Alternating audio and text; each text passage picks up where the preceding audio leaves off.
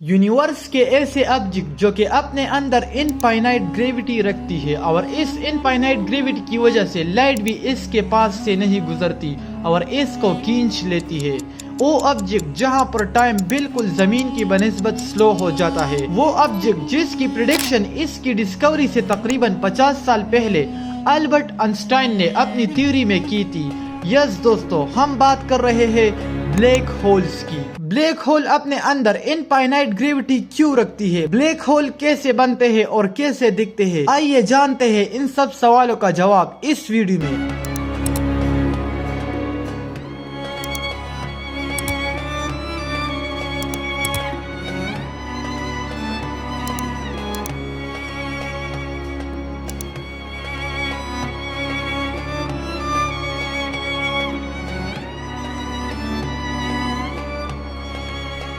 Black hole की मौजूद होने की अलामत 1965 के बाद एस्ट्रोनॉमर को स्लोली महसूस होने लगी थी, बट फाइनली 1971 में अचानक पहला ब्लैक होल आइडेंटिफाई किया गया, यानी कंफर्म किया गया, जिसका नाम सिग्नस 1 रखा गया। मगर दोस्तों, ब्लैक होल सच में होते हैं, ये बात अल्बर्ट आइंस्टाइन ने 1916 में अपनी theory of relativity of time में की थी। इस थ्योरी के दो पार्ट है, एक को हम the special theory of relativity कहते हैं और एक को हम the general theory of relativity कहते हैं। अब इस थ्योरी को मैं किसी और वीडियो में एक्सप्लेन करूंगा, मगर सिंपल में स्पेशल थ्योरी ऑफ रिलेटिविटी ये कहती है कि आप स्पेस में जितना हाई स्पीड से ट्रेवल करोगे आपके लिए टाइम उतना ही स्लो होता जाएगा। और the general theory of relativity में ये कहा गया है कि सिर्फ स्पीड ही नहीं बल्कि ग्रेविटी भी टाइम को इफेक्ट करती है, जितना ग्रेविटी बढ़ता जाएगा उतना टाइम स्लो होता जाएगा। अब दोस्तों, ब्लैक होल अपने अंदर इनफाइनाइट ग्रेविटी रखती है, तो इसका मतलब उससे टाइम जरूर इफेक्ट होगा, वहाँ पर टाइम बहुत स्लो होगा। मान लो कि दो जुड़वा भाई है, इसमें एक ब्लैक होल पर है और एक जमीन पर, और ये ब्लैक होल वाला ब्लैक होल पर 1 साल गुजारता है, तो जब ये जमीन पर आएगा तो क्या देखेगा कि जमीन पर तो 80 साल गुजर चुके होंगे, शायद इसका भाई बूढ़ा होके मर चुका होगा। यस दोस्तों, आपने सही सुना, ब्लैक होल पर 1 ईयर जमीन के 80 ईयर के बराबर होता है। मगर दोस्तों, सबसे इंटरेस्टिंग बात यह है कि आपको ये बिल्कुल भी फील नहीं होगा कि टाइम इफेक्ट हो रहा है। अब दोस्तों, जनरल और स्पेशल थ्योरी ऑफ रिलेटिविटी कैसे टाइम को इफेक्ट करती है, इसको मैं इंशाल्लाह किसी और वीडियो में एक्सप्लेन करूंगा। अब आते हैं कि ब्लैक होल अपने अंदर इनफाइनाइट ग्रेविटी कैसे और क्यों रखती है।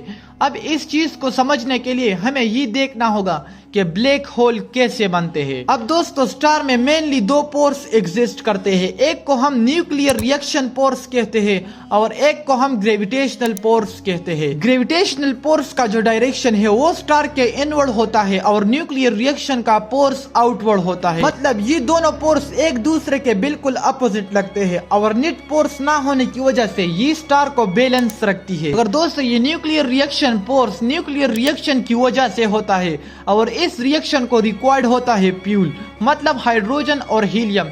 जब ये फ्यूल खत्म हो जाता है तो मतलब स्टार में सिर्फ एक ही पोर्स बाकी रहता है, जिसे ग्रेविटेशनल पोर्स कहा जाता है, जिसकी वजह से स्टार अनबैलेंस्ड हो जाता है। तो ये स्टार अपने ही ग्रेविटी में कोलैप्स कर जाता है और इसका सारा मैटर एक छोटे कोर में कंप्रेस हो जाता है, जो कि बहुत छोटा होता है स्टार के बनिस्बत, मतलब वहां पर वो मैटर बहुत हाईली कंडेंस्ड हो जाता है। अब अगर ये कोर बहुत ज्यादा छोटा है तो ये टाइम के साथ न्यूट्रॉन स्टार में चेंज हो जाता है, और अगर ये कोर थोड़ा बड़ा हो तो ये ब्लैक होल में चेंज हो जाता है। अब ये सारा मैटर ब्लैक होल में इंतहाई कम वॉल्यूम में कंप्रेस हो जाता है, जिससे इसकी ग्रेविटी इनफाइनाइट हो जाती है और फिर ये लाइट जैसे चीजों को भी खींच लेती है और टाइम को इफेक्ट करती है, जिसे हम टाइम डायलेशन कहते हैं। दोस्तों, इनमें तो कुछ ब्लैक होल ऐसे होते हैं जो कि पूरी गैलेक्सी को अपने आप से ऑर्बिट कराने में ताकत रखती है। यस दोस्तों, ब्लैक होल को हम नेक्स्ट पार्ट में और भी एक्सप्लेन करेंगे। तब तक के लिए अपना बहुत सारा ख्याल रखिए।